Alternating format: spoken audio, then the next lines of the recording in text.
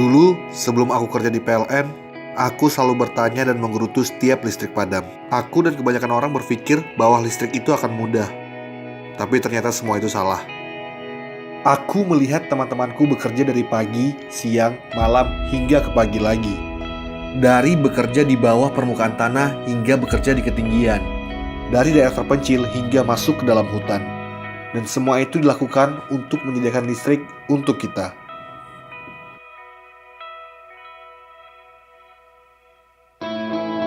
Indonesia memiliki 16 ribuan pulau dan 2 ribuan diantaranya itu berpenghuni. Dan setiap warga negara Indonesia memiliki hak yang sama untuk dapat menikmati listrik. Tapi masalahnya, listrik yang kita gunakan saat ini, pusat listriknya itu berjarak puluhan dan ratusan kilometer dari lokasi kita. Kemudian melewati jaringan transmisi, gardu induk, dan jaringan distribusi. Dan semuanya itu terhubung menggunakan kabel. Dan semuanya itu harus bekerja setiap detiknya. Semua hal ini bermula dari pembangkit. Ada banyak komponen di sini yang harus dipelihara dan harus dimonitor setiap saat. Tanpa pembangkit, maka tidak akan ada listrik.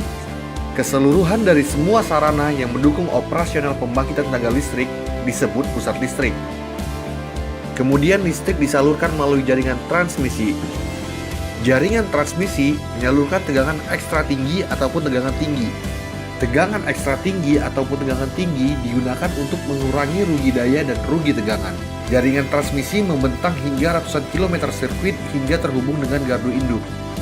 Gardu induk juga terhubung dengan gardu induk lainnya dan memiliki banyak fungsi. Salah satunya menurunkan tegangan ekstra tinggi menjadi tegangan tinggi atau merubah tegangan tinggi menjadi tegangan menengah. Tegangan menengah ini kemudian diturunkan lagi agar sesuai dengan peralatan listrik pada umumnya. Hingga akhirnya listrik membantu aktivitas kita sehari-hari.